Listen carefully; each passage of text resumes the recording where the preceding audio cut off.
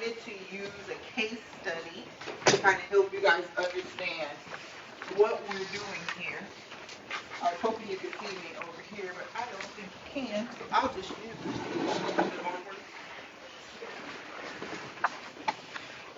So,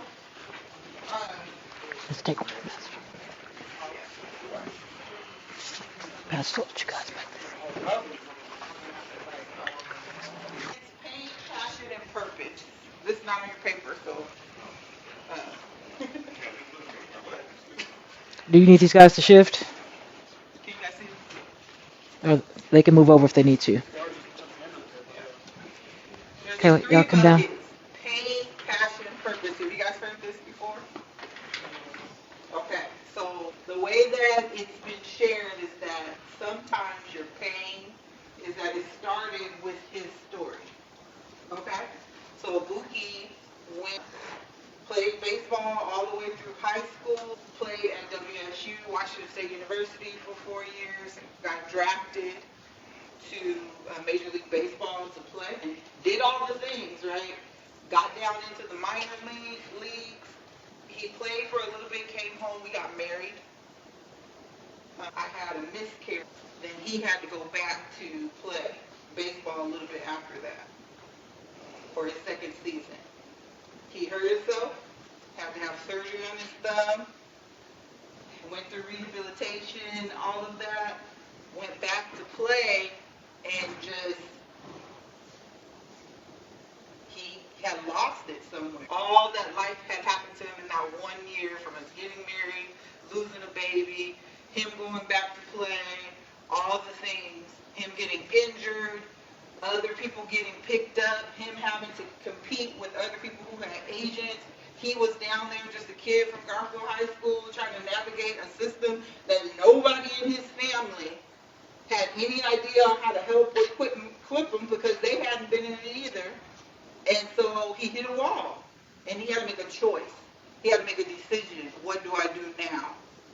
And in him coming home, going through one hell of a, excuse my language, identity crisis, he had to figure out, what do I do now? What do I do next? And so he used his story of playing with some of the best players, the way he retells it, at Garfield High School, in the community, RBI, and they never got to see the opportunities that he did because he had to go to the east side, over to Bellevue, over to Kirkland, over to Redmond, and play for these teams in order for him to get access so that he could get the opportunities that he was afforded. So he was still the same Buki, but it was only because he was able to go play in those other places that he got the exposure, which then led him to go play for Chafee Baseball, which was one of the top programs in the state at that time, like really nationally at that time, and which afforded him the opportunity to get seen by Washington State University, Stanford, US, all these places, which then led him to be able to play college ball, get his degree, and then get drafted. And so now he's lost all that. Everything he works for is gone. What do I do now? And so he goes back to his mentor, one of his mentors, Chafee, Herb Chafee. Herb Chafee has passed on now, but the parents could pay for the kids to play baseball. And he pitched him the idea through his story that there's other kids who are like me. There are other kids who can't afford to play on select teams. There's other kids like me who don't even know what the next steps are. They're not even getting the development that they need in order for them to get picked up to play high school ball. They don't even know, they don't have the opportunities. And so he pitched them this idea for development and mentorship.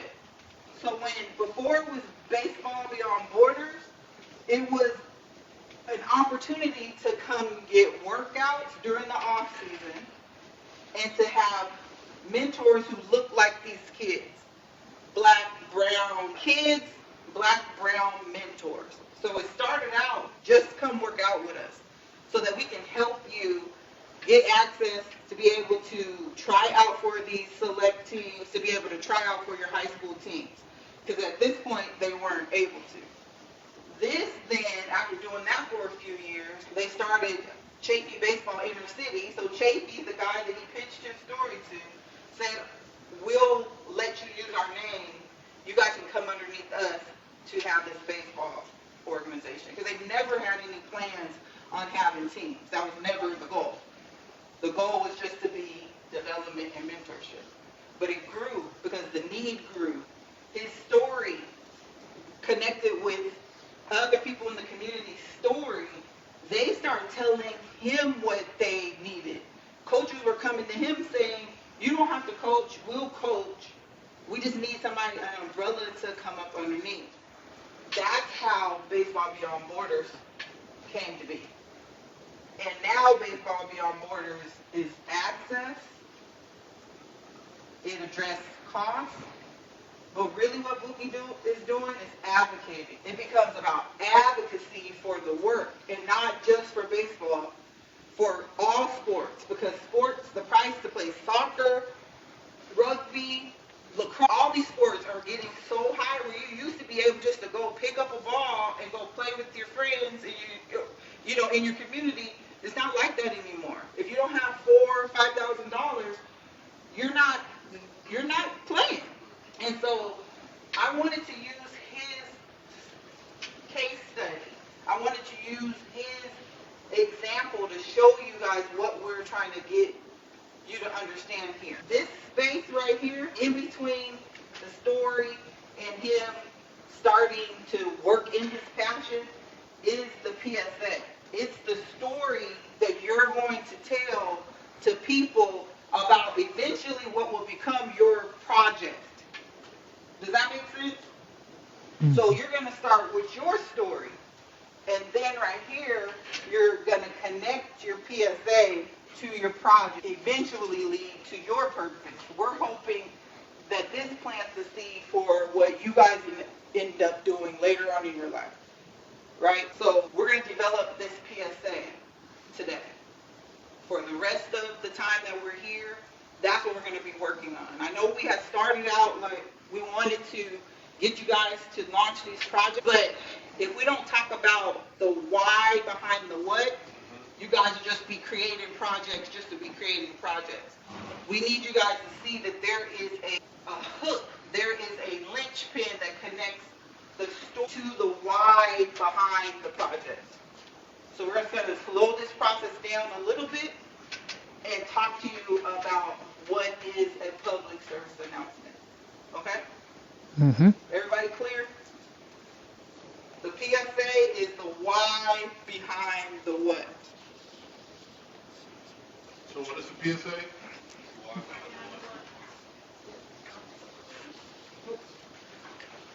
I'll put this up here if you guys go need to reference. So,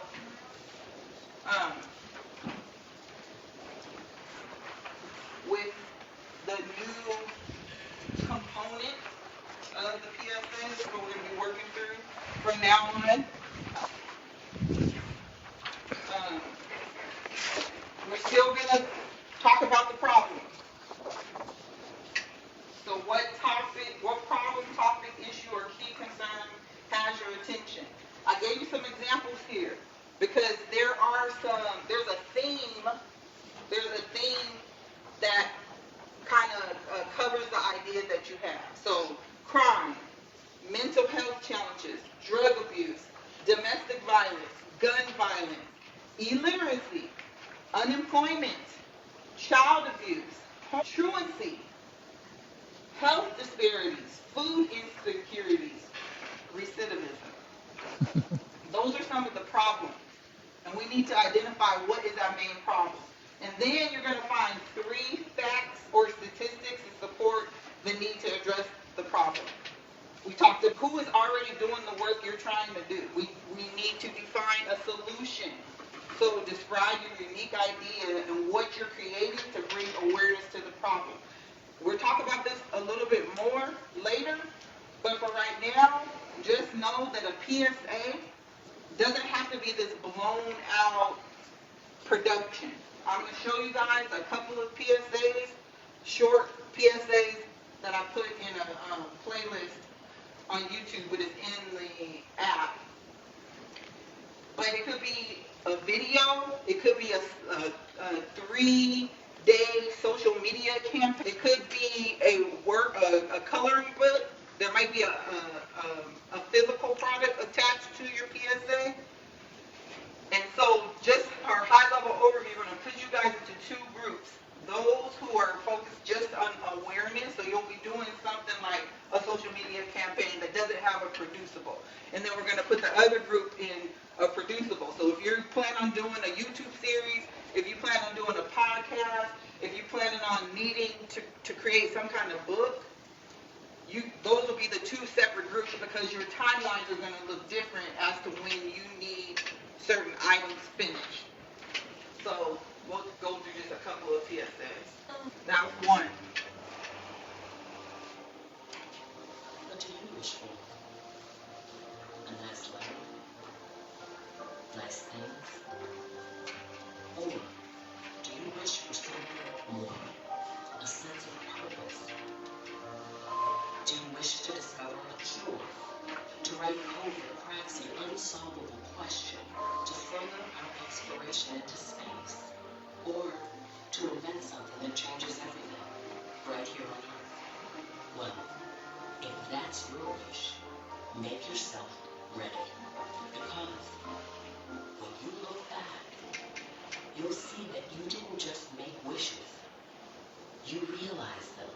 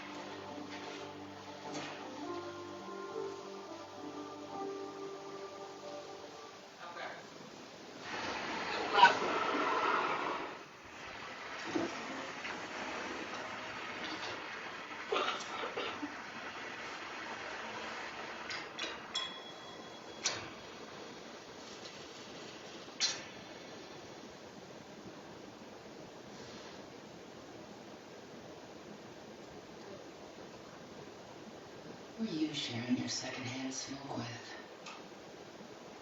Topics, these are real issues. It should evoke some kind of emotion when you're sharing your PSA topic with people. I will say, not everything comes from your story, from your pain. It doesn't have to be a mess.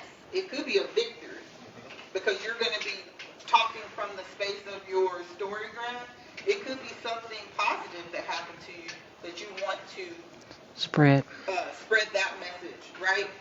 So it doesn't have to be like so heart-wrenching or exactly. Exactly. So there's a range of emotions. You can feel sadness, you can feel hope, you can feel anger, frustration. So whatever your solution you're going to bring to the problem, this will be an example of creating a short 30-second clip. And that doesn't have to be so produced in the same way that this is produced. It could just be a series of videos with your voiceover over it, but something that draws people's attention. And then you're going to describe 3 benefits of the solution that you're creating. Then we're going to talk about the outcome. How will you know that that your project or your PSA was successful? And then the middle part of this is basically about yourself. We're going to talk about that transition or that hook. What is the anchor point that connects your story to the problem you're creating awareness about?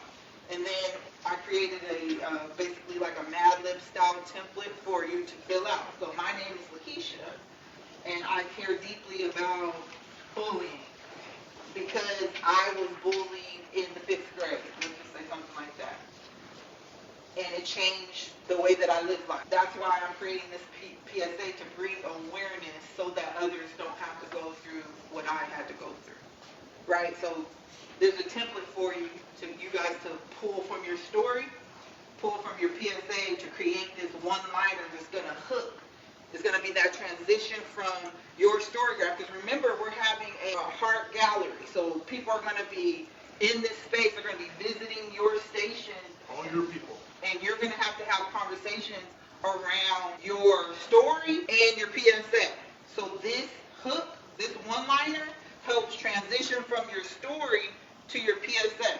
We're going to talk about the impact. How does the PSA contribute to the overall health and well-being of your community? And that could be by looking at other initiatives that are already going on, maybe at the state level, the local level, in your community, smaller than that, in your neighborhood, smaller than that, in your school, that you can connect with to say, this is how this PSA can fit into the communities that I'm in. And then what format? So what format or medium will you use, will your PSA take? And that's why I talked about the awareness versus the producible. And how will your message reach your target population? Are you going to pass out flyers? Are you going to put those flyers in Starbucks or in schools or in teen health centers? Are you going to do social media? Are you going to partner with another organization to help get your message? And then defining your target population. So I know that I need to go to the teen health centers if I'm talking about teen suicide rates, because they're probably going to be seeing some of those students who are dealing with thoughts of suicide or depression or anxiety. So maybe I will take my poster that I create and ask them if I can put it in the teen health center, so to bring awareness about the topic. So if I'm going to do that, then that doesn't mean that I'm going to go to a daycare center and ask to put a poster in the daycare center, because that's not the right population who needs to see my message. Does that make sense? And then what is your call to action? Every PSA should be asking the person who's listening to take some sort of action. So what are you asking them to do? Are you asking them to volunteer at the hospital? Are you asking them to participate, or if there's a march or something that's being organized, asking them to be a part of it so that spread the message about what your topic is about. And then we're going to come up with the action plan, because like I said, everybody's next steps are going to be different. We can't have a group conversation about what are your next steps, because everybody's PSA is going to be different. What they need is different. When they need it is different. So we're going to be developing an action plan. So that's all the components that are going to go into your PSA. And then this is an outline for your presentation. You're going to introduce your story. That hook, that transition point, and your one-liner. Then we're going to introduce the problem. We're going to introduce the solution. You're going to describe your PSA, and you're going to share the call to action. Everybody's presentation needs to include these components. So the way in which you do that is up to you.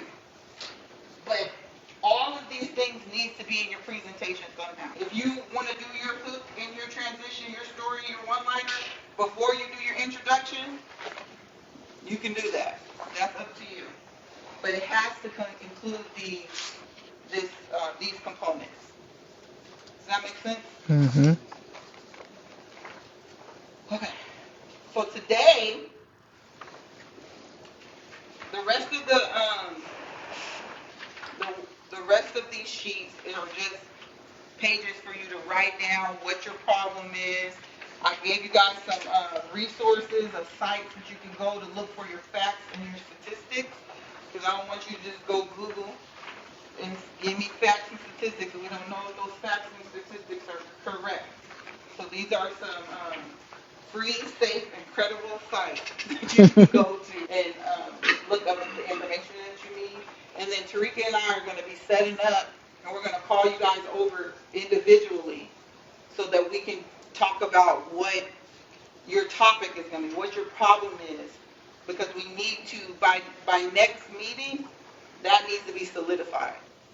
Does that make sense? Because we're doing these PSAs, the second meeting in March, and we're already in the second meeting in January, which means we have how many sessions before?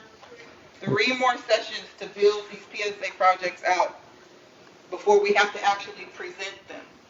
Because I would like to see what you guys are presenting the first Tuesday in March before you actually get out and do it on that that second meeting in March.